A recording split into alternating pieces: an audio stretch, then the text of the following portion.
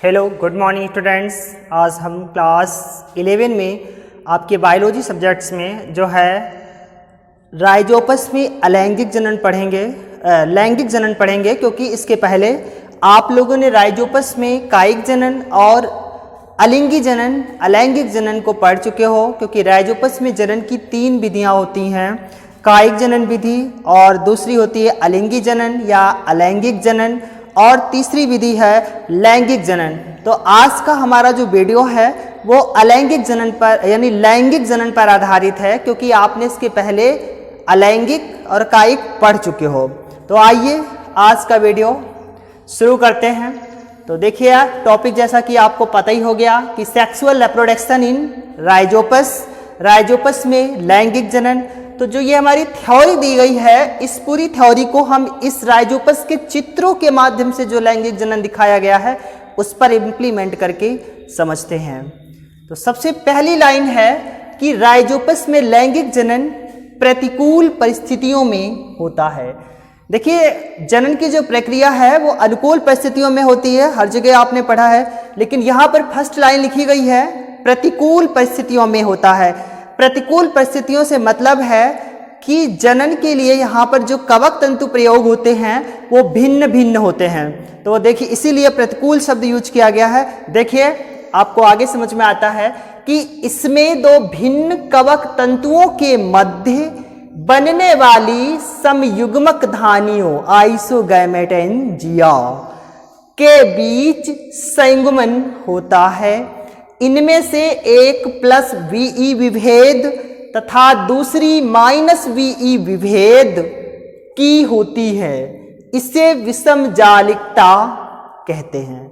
यानी कि राइजोपस में जो लैंगिक जनन है वो प्रतिकूल परिस्थितियों में होता है।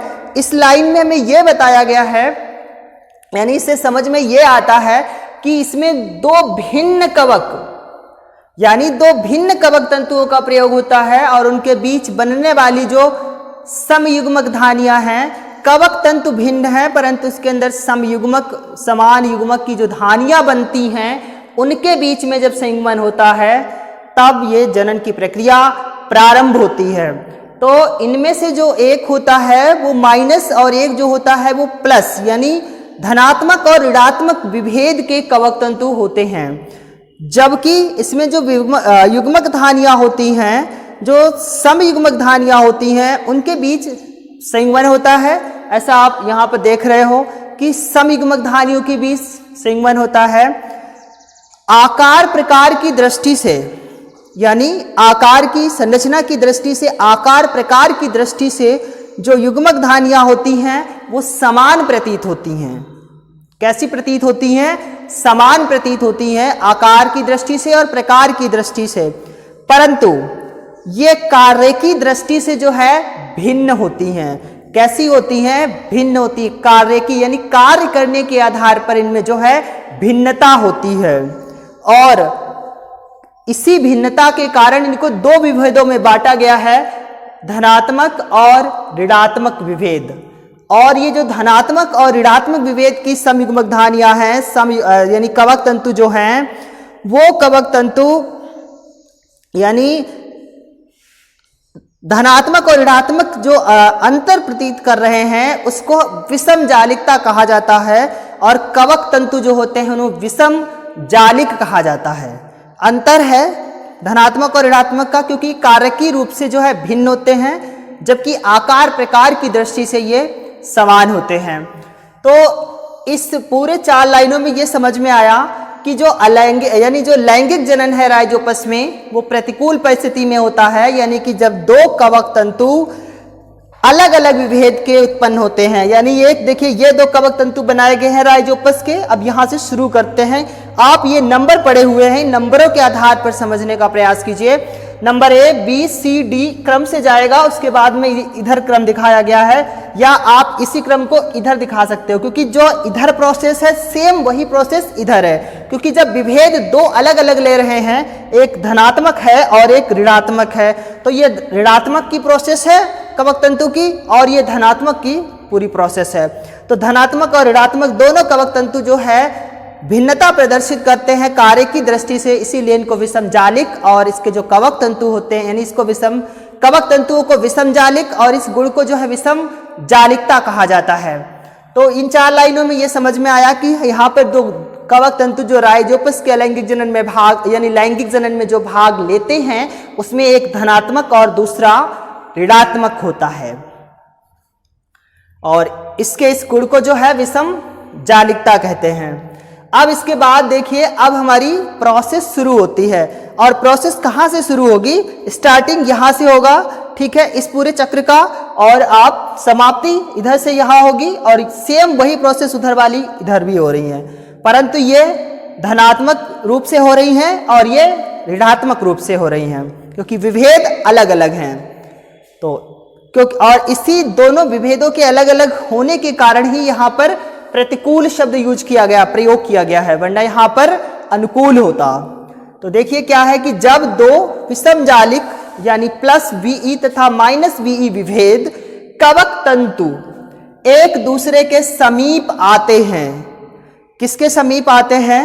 एक दूसरे के समीप आते हैं, तो इनसे छोटी मुग्दर नुमा शाखाएं निकलती हैं, इनको प्राक युग्मक धानियां कहते हैं। ठीक है, अब एक एक लाइन हम इस चित्र में प्रयोग कर रहे हैं कि सबसे पहले जब 2 विषम कवक तंतु यानी कि विषम जालिक तंतु, एक धनात्मक राइजोपस का कवक तंतु और एक ऋणात्मक राइजोपस का कवक तंतु, दोनों जब पास पास आते हैं, नजदीक आते हैं, तो इन दोनों की शाखाओं से यानी इससे भी और इससे भी शाखाओं से एक मुकदर नुमा संरचना निकलती है। मुकदर मतलब ऊपर की तरफ जो है, जैसे आपने वो देखा होगा जो ओखली का कूटने के लिए इस्तेमाल किया जाता है, ओखली में अनाज वगैरह, कि एक तरफ मोटा होता है और दूसरी साइड में पतला होता है, तो उसे मुकदर समझिए आप। तो मुकदर नुमा शाखाएं इन दोनों संरचनाओं से यानी इन दोनों की यहाँ पर जो ये धानियां हैं वो प्रयोग की जाती हैं जनन में, तो इन्हीं धानियों से क्या होता है, मुकदर नुमा संरचनाएं निकलती हैं और इनको प्राक युग्मक धानियां कहते हैं, यानी कि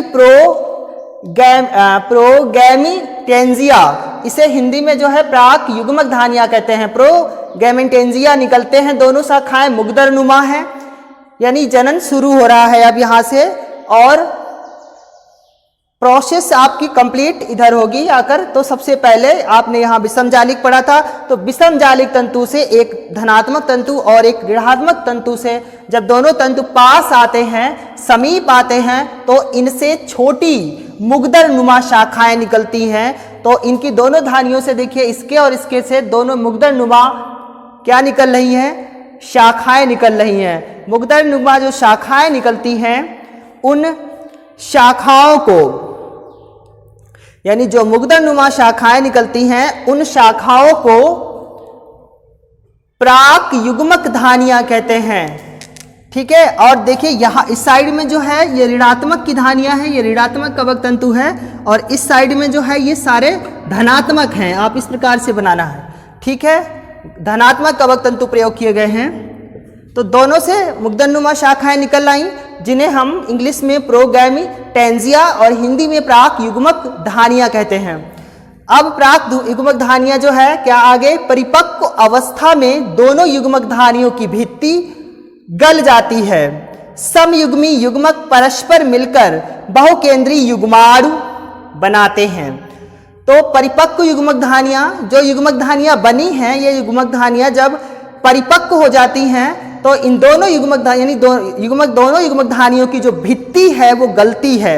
अब देखिए यही बी पार्ट आपको यहाँ पर धानियां यानी प्राक युग्मक धानियां बनी थी, इसी के बाद इसकी भित्ति यानी अगले चरण में और अगले चरण में, यानी 2 चरणों में इसकी भित्तियां जब ये परिपक्व हो जाती है तो गल जाती हैं। गलने के बाद क्या बनता है, जाइगो स्पोर, जिसको कहते हैं युग्माणु।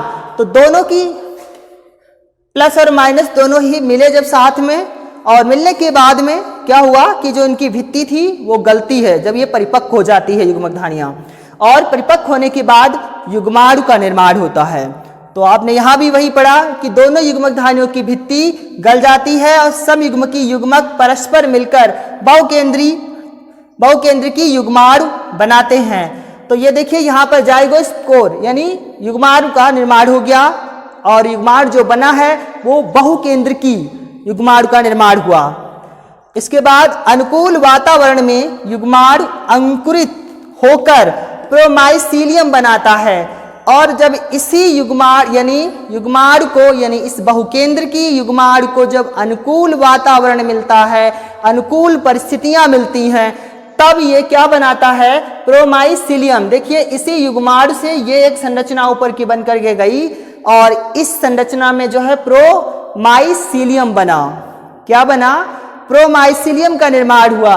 ये देखिए ये प्रोमाइसीलियम बना है, ठीक है, इससे निकल के प्रोमाइसीलियम का निर्माण हो गया। अब प्रोमाइसीलियम जाइगोस्पोरेंजियम बनाता है। क्या बनाता है, जाइगोस्पोरेंजियम बनाता है। तो देखिए प्रोमाइसीलियम से ये ऊपर की जो गोल संरचना दिखाई दे रही है, ये गोल संरचना जाइगोस्पोरेंजियम का निर्माण हुआ। इसी जाइगोस्पोरेंजियम में जो है बीजाणु उपस्थित होते हैं। क्या उपस्थित होते हैं, बीजाणु उपस्थित होते हैं। आगे देखिए क्या है कि जाइगोस्पोरेंजियम में +VE तथा -VE यानी धनात्मक विभेद के और ऋणात्मक विभेद के दोनों विभेद के बीजाणु बनते हैं जो अंकुरित होकर कवक जाल बनाते हैं। यानी जो ये थ्योरी लिखी गई है वो A पार्ट से लेकर के आपके यानी F पार्ट तक डिटेल से, उसके बाद में यहाँ पर जब बीजाणु का निर्माण हो जाता है तो इन बीजाणुओं द्वारा अगले चरण में और अगले चरण में न्यू माइसीलियम यानी नए कवक तंतु का निर्माण होता है। तो आपने प्रोमाइसीलियम तक समझा कि जो हमारा युग्माणु बनता है, इस युग्माणु को जब अनुकूल वातावरण मिलता है, अनुकूल परिस्थितियां मिलती हैं, तब युग्माणु से प्रोमाइसीलियम संरचना का निर्माण होता है और ये प्रोमाइसीलियम जो है जाइगोस्पोरेंजियम बनाता है। क्या बनाता है, जाइगोस्पोरेंजियम यानी बीजाणु धानी का निर्माण करता है और इस बीजाणु धानी में प्लस बीजाणु प्लस यानी VE विभेद के और -VE धनात्मक और ऋणात्मक दोनों प्रकार के दोनों विभेदों के बीजाणुओं का निर्माण होता है। और यही जो बीजाणु धनात्मक और ऋणात्मक बीजाणु हैं, ये दोनों बीजाणु क्या करते हैं, वृद्धि करके यानी इन दोनों बीजाणुओं में बीजाणु में अर्धसूत्री विभाजन होता है। अर्धसूत्री विभाजन होने के बाद में बीजाणु के द्वारा नए कवक तंतु का निर्माण हो जाता है और वही नया कवक तंतु यानी क्या कहते हैं, बीजाणु अंकुरित होकर कवक जाल बनाता है। तो आप देखिए इस प्रोमाइसीलियम से जाइगोस्पोरेंजियम बना और इस जाइगोस्पोरेंजियम में जो है ये आपके ऋणात्मक बीजाणु बने, इतने स्पोर्स यानी ये सारे क्या हैं, स्पोर्स हैं, वो भी ऋणात्मक। और इसी प्रकार इधर बने जो स्पोर्स वो धनात्मक बने और इन्हीं स्पोर से उठाकर एक स्पोर यहाँ दिखाया गया। इस स्पोर से क्या होता है, सबसे पहले जर्म ट्यूब निकलती है, अंकुरण नलिका का विकास होता है। यानी एक स्पोर से, एक बीजाणु से जर्म ट्यूब अंकुरण नलिका का निर्माण हुआ। ये अंकुरण नलिका वृद्धि करती है और वृद्धि करके जो है नए कवक तंतु बनाती है या नए कवक जाल का निर्माण करती है। और यहाँ पर ये बीजाणु क्या होता है, बीजाणु का अंकुरण होता है, अंकुरण यानी जर्मिनेशन होता है। अंकुरण के बाद ही उसमें जर्म ट्यूब का विकास होता है, जर्म नलिका का, और जर्म नलिका से कई कवक तंतुओं का निर्माण हो जाता है। इसी प्रकार जिस प्रकार से ये धनात्मक यानी ऋणात्मक कवक तंतु का निर्माण हो रहा है, उसी प्रकार इस साइड में धनात्मक यानी इसी प्रोमाइसीलियम और जाइगोस्पोरेंजियम, प्रोमाइसीलियम द्वारा बने जाइगोस्पोरेंजियम यानी बीजाणु धानी से बीजाणु धनात्मक वाले इस साइड में रखे गए हैं। धनात्मक बीजाणु बनते हैं और वही धनात्मक बीजाणु से एक बीजाणु उठाकर यहाँ रखा गया जो कि अंकुरण होता है, इसमें जर्मिनेशन होता है। जर्मिनेशन के बाद इसमें जर्म ट्यूब का विकास होता है, अंकुरण नलिका बनती है। अंकुरण नलिका वृद्धि और विकास करके कवक तंतुओं का निर्माण करती है। इस प्रकार था ये राइजोपस में लैंगिक जनन। तो आपका पूरी जो थ्योरी दी गई है आपको यहाँ पर, वो यहाँ से लेकर के यहाँ तक विस्तार से है और यहाँ से शॉर्ट में है, ठीक है। तो दोनों साइडों में चित्र बताए गए हैं, इसलिए क्योंकि इस साइड से आपका धनात्मक कवक तंतु का निर्माण कर रहे हैं और इधर से ऋणात्मक कवक तंतु का निर्माण कर रहे हैं, क्योंकि लैंगिक जनन की प्रक्रिया में दोनों कवक तंतु यानी प्रतिकूल परिस्थितियां बनती हैं तब जनन होता है। तो इसी के साथ आज का हमारा वीडियो राइजोपस में लैंगिक जनन पर आधारित था, जो कि बहुत शॉर्ट में थ्योरी और आपको डायग्राम के साथ समझाया गया है। आप अपनी कॉपी पर इसको अच्छे से फेयर करना विद डायग्राम, क्योंकि चित्र के बगैर ये थ्योरी जो है अनकम्प्लीट है, आसानी से समझने में दिक्कत है, इसलिए आप साफ सुथरा अपनी कॉपी पर फेयर करना। आज के लिए बस इतना ही, मिलते हैं आपको अगले वीडियो में एक नए टॉपिक के साथ।